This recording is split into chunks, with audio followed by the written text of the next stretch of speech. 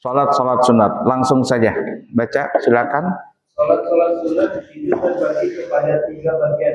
Ya. Salat sunat yang bergantung pada waktu tertentu seperti salat tarawih dan salat sunat. Kayaknya sudah kita bahas ya minggu yang lalu. Jadi salat sunnah itu secara garis besar terbagi 3. 1, salat sunat yang berkaitan dengan waktu. Salat sunat yang berkaitan dengan waktu ini pun juga kemarin kita terangkan terbagi berapa? 3 juga. 1, salat sunat yang kita bisa menemukannya setiap hari. Salat sunat yang berkaitan dengan waktu yang kita bisa menemukannya setiap hari. Contohnya apa ya? Salat sunat rawatib, qobliyah, ba'diyah. Apalagi salat sunat duha, witir. Nah, itu salat sunat yang kita bisa menemukannya setiap hari. Yang kedua, salat sunat yang kita bisa menemukannya seminggu sekali. Apa contohnya?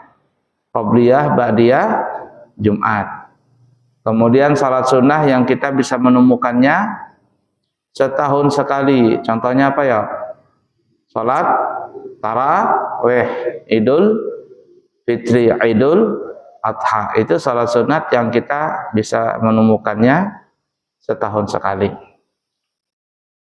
Dan kita bahas pada pertemuan yang lalu juga bahwa salat sunat yang berkaitan dengan waktu ini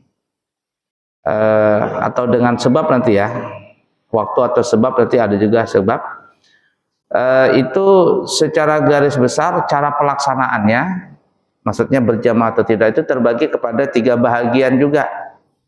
1, salat sunat yang dianjurkan berjamaah plus juga ada khutbahnya. Itu kan ya? Ada khutbahnya plus ada juga berjamaah. Kalau berjamaah mendapatkan pahala jamaahnya 27 derajat, tapi nisbahnya nisbah pahala sunnah. Itu kan ya? Ini contohnya seperti apa? Salat Idul Fitri, Idul Adha sudah berjamaah, berkhutbah lagi. Apalagi contohnya salat ini apa? Gerhana matahari, gerhana bulan. Salat apalagi? Istisqa, minta hujan. Ini semuanya salat sunat yang ada khutbahnya 2 kali dan juga dianjurkan berjamaah. Kemudian salat sunat yang dianjurkan berjamaah tapi tidak ada khutbahnya. Ada jamaah tapi tidak ada khutbahnya. Cuman orang kita biasanya apa ya? Diganti dengan kultum. Kultum kuliah 7 menit. Itu seperti apa? Salat tarawih di bulan Ramadan. Berjamaah enggak? Dianjurkan berjamaah. Ada khutbahnya? Enggak ada. Karena momentum begitu banyaknya orang salat tarawih, biasanya orang kita mengadakan kultum juga. Bahkan di Mekah, Madinah ada kultum. Di Mekah itu terkadang enggak tiap malam sih ya. Mungkin dalam sebulan tuh ada berapa kali kultum. Entah kultum lah bahasa kita kultum. Sebelum salat tarawih itu. Mungkin di malam pertama atau malam keberapa itu ada kultum. Sebentar saja. Nah, siapa yang jadi imam nanti disuruh ceramah sebentar. Nah, jadi momentum begitu banyaknya orang diberikan kesempatan untuk ngisi pengajian sebentar. Kalau orang kita ini kan kalau ngumpul begini kan susah nih ngadakan pengajian. Padahal 2 minggu sekali nih susah ngumpul. Kenapa? Karena nggak ada nasi padangnya. Coba ada nasi padangnya nih. Penuh ini masjid ini. Diumumkan lagi nasi padang, upik begitu. Ada prasmanan begitu. Sudah banyak manusianya. Yang ala kulli hal ya. Nah, seperti itu. Kemudian yang ketiga, salat sunat yang tidak ada khutbahnya, tidak ada jamaah. Tapi kalau mau jamaah boleh. Nah, kalau mau berjamaah boleh, tapi tidak ada pahala jamaah. Dia sama aja Pak salat sendiri. Artinya mau berjamaah tidak berjamaah levelnya sama. Itu apa contohnya ya? Sebanyak seperti salat duha, salat sunat rawatib, salat hajat, salat taubat, salat tahajud yang dikerjakan orang bulan Ramadan tahajud. Nah, itu salat tasbih. Itu tidak ada disunahkan berjamaah, tapi kalau mau berjamaah boleh-boleh saja di sekolah-sekolah itu nah. Ya, sekolah-sekolah Islami biasanya ngadakan apa? Salat duha berjamaah. Jadi pas istirahat pertama sholat duha begitu. Ya ala kuliah boleh semuanya. Baik lah ya. Nah itu sholat sunat. Nah yang berkaitan dengan waktu, dan kita bahas juga kemarin, kalau yang berkaitan dengan waktu ini kita tidak mengerjakan di waktunya, kita boleh mengqadha. Kata ulama boleh diqadha. Kita udah sempat sholat duha tadi pagi, sibuk banget nih ya, sibuk banget, udah sempat sholat duha.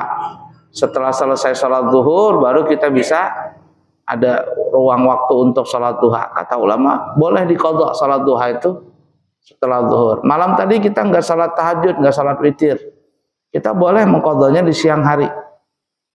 Di siang hari, asalkan bukan di waktu yang 5 haram, bukan di waktu 5 yang haram. 5 yang haram itu waktunya adalah setelah sholat subuh, setelah sholat asar,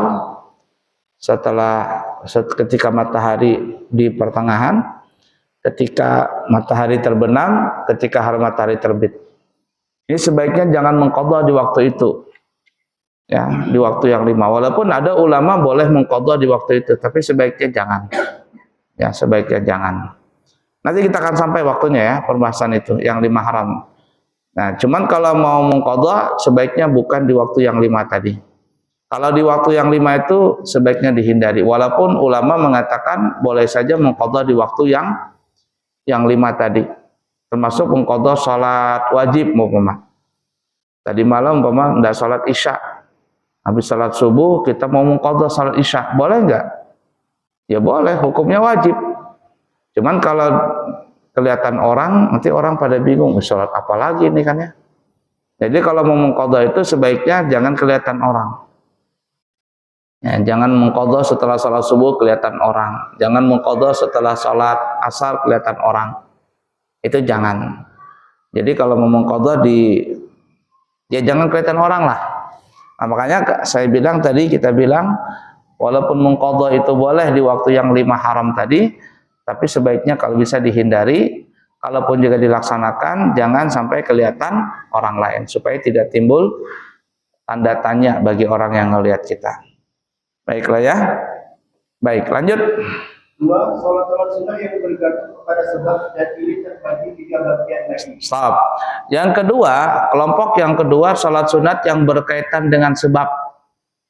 Kalau tadi dengan waktu ya, terbagi 3. Nah ini dengan sebab. Artinya sholat itu bisa ada dengan adanya sebab.